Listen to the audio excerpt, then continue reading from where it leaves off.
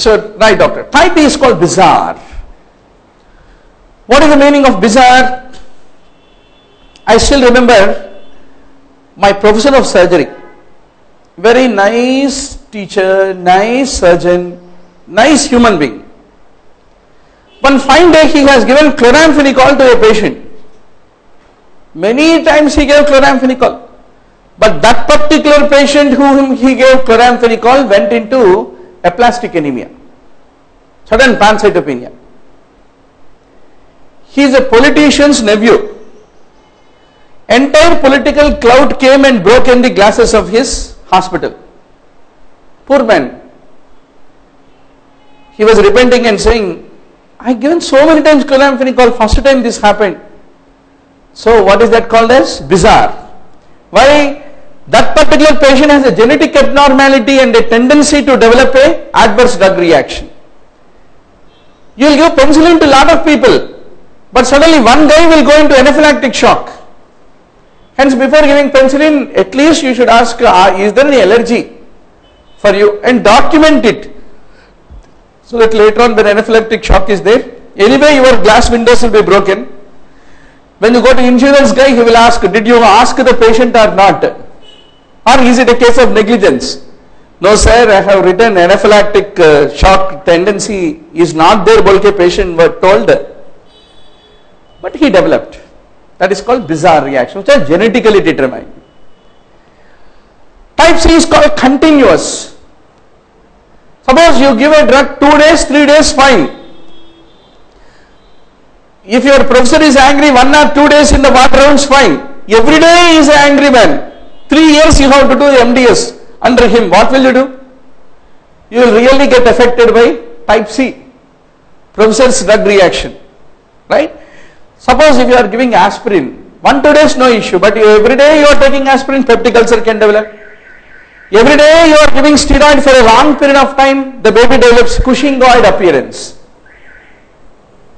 All that puffy cheeks, excessive steroid.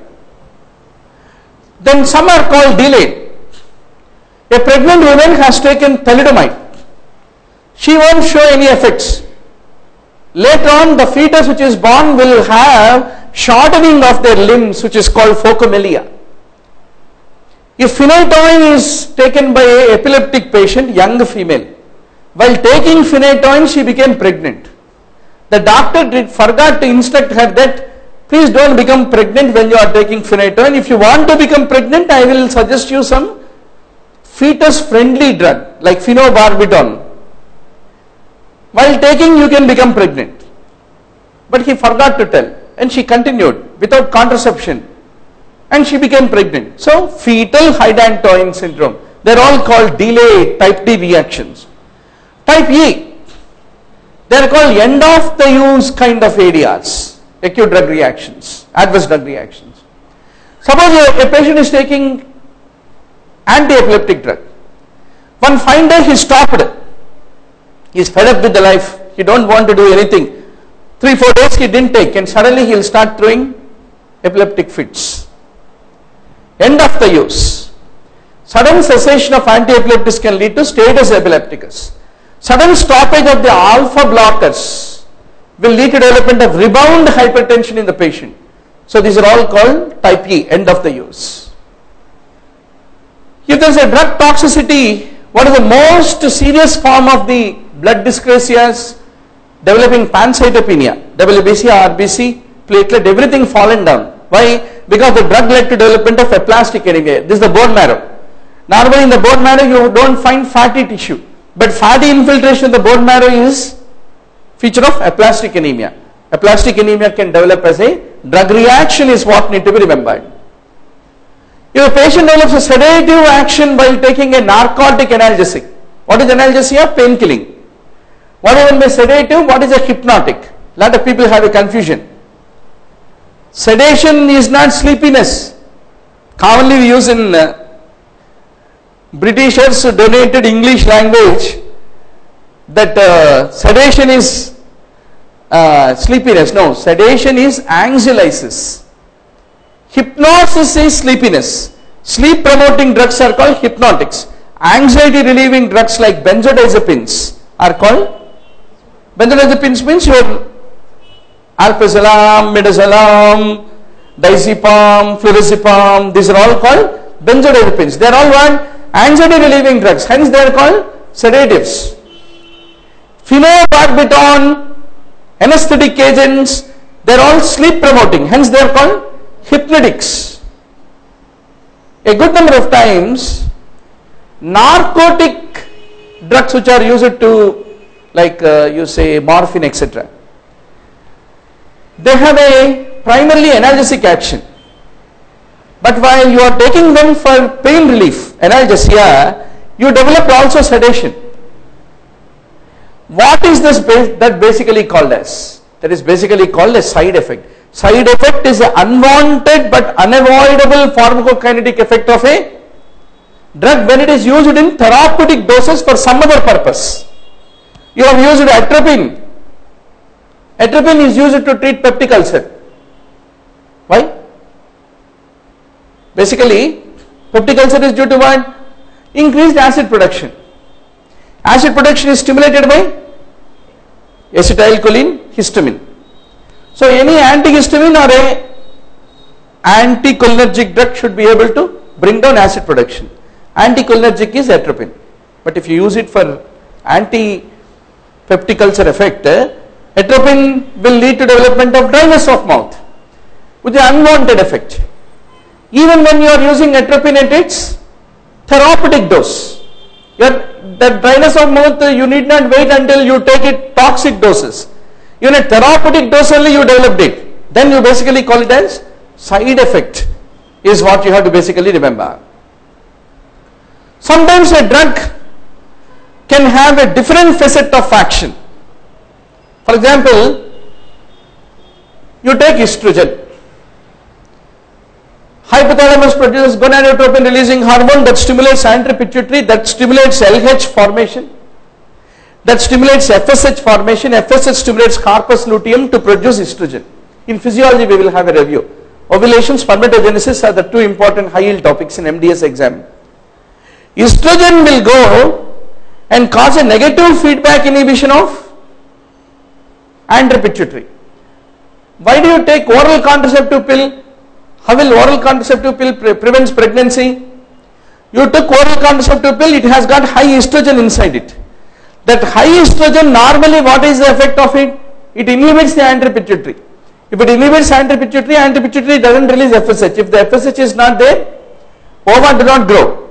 If the ova do not grow, ovulation doesn't occur. If the ovulation doesn't occur, fertilization doesn't occur and pregnancy doesn't happen.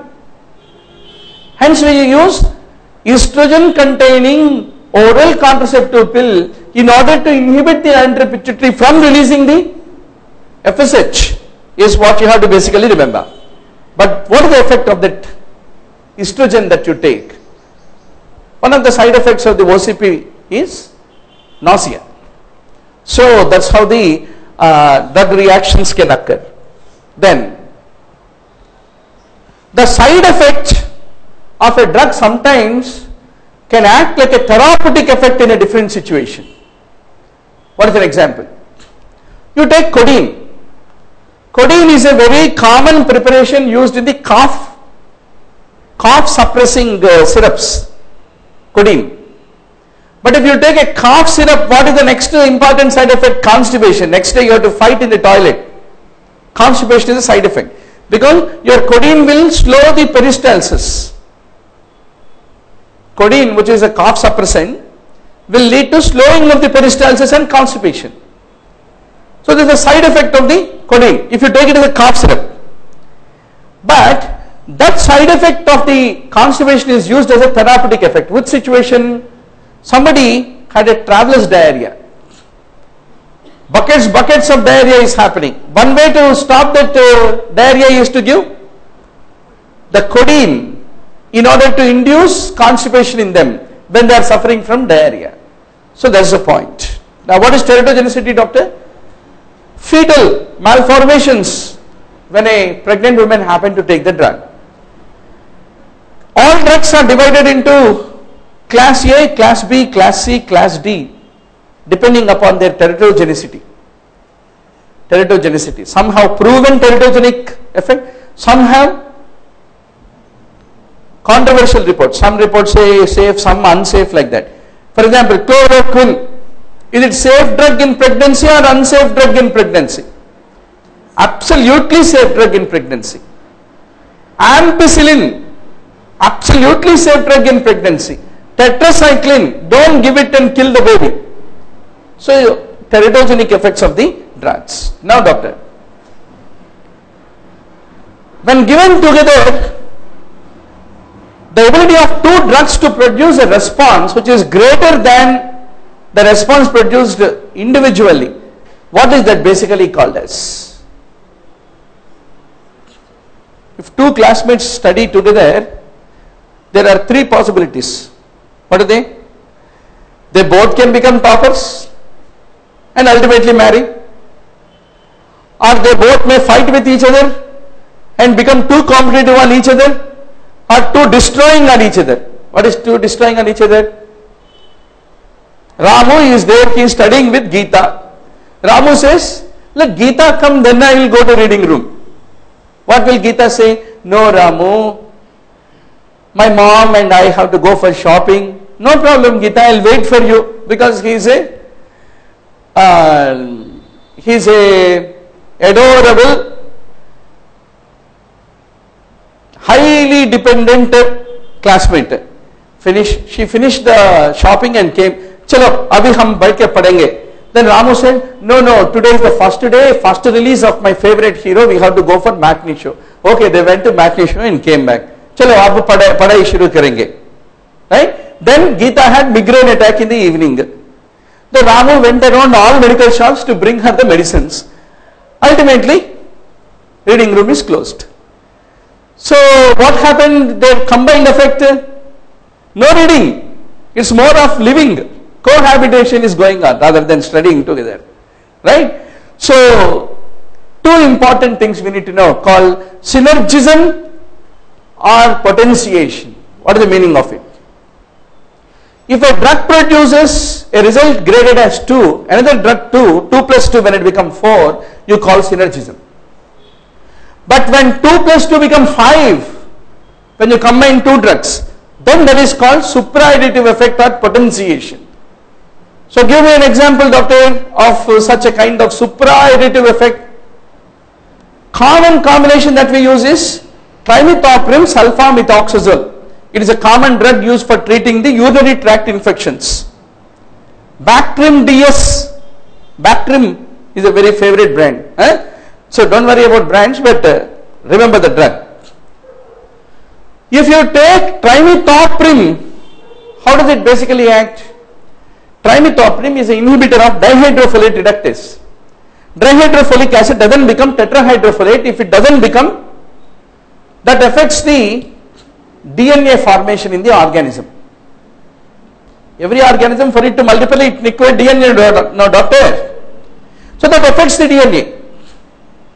So trimethoprim is a dihydrofolate reductase inhibitor. Sulfonamides, how do they act? For the dihydrofolate to form, it forms from dihydroteroic acid, which forms by combination of dihydroteroate with PABA. For that you require dihydroteroate synthetase. That is inhibited by sulfonamides. If you give sulfonamides, dihydroteroic acid doesn't form and ultimately tetrahydrofolate doesn't form and it can act. Or if you give trimethoprim, it inhibits dihydrofolate reductase and doesn't let tetrahydrofolate to form. Whatever it is, tetrahydrofolate doesn't form ultimately. If tetrahydrofolate doesn't form, the DNA production will get affected because folate is required for the DNA production. We'll take in biochemistry why it is required, don't worry. If individually given, they both are bacteriostatic. If you give sulfonamide, it won't kill the organism. It will only prevent further multiplication of organism because it affects DNA. If you give trimethoprim also, it is bacteriostatic individually. But when you combine the two, they will kill the organism. They will ultimately kill the organism. And the combination is bactericidal. So that is basically called Supraadditive or potentiation. Okay. So what is the role of any coaching program? Coaching program is to keep you moving. Keep on moving to prepare every day, prepare every week. Ultimately, it should have a supraadditive effect. It should challenge you, it should make you to study. Ultimately, the exam day will come and you need to crack the entrance. That is the ultimate goal, doctor. So, that is the story of Bactrim. Now, the metabolism of a drug into a more toxic form in the body, what do you call? It is called autotoxicosis. Fine. Now, few definitions we need to understand. This is one of the favorite question for the state MDS entrance. Agonist, antagonist, inverse agonist, etc., etc. Let's talk about it. Basically, any agonist or antagonist, how do they basically act? They basically compete for the same receptor. For example, you take atropine. Atropine we say anticholinergic. Why atropine is anticholinergic? Normally at the neuromuscular junction, if you take, not neuromuscular junction, at there are muscarinic receptors. For example, acetylcholine leads to salivation, lacrimation. Acetylcholine should go and bind with its receptor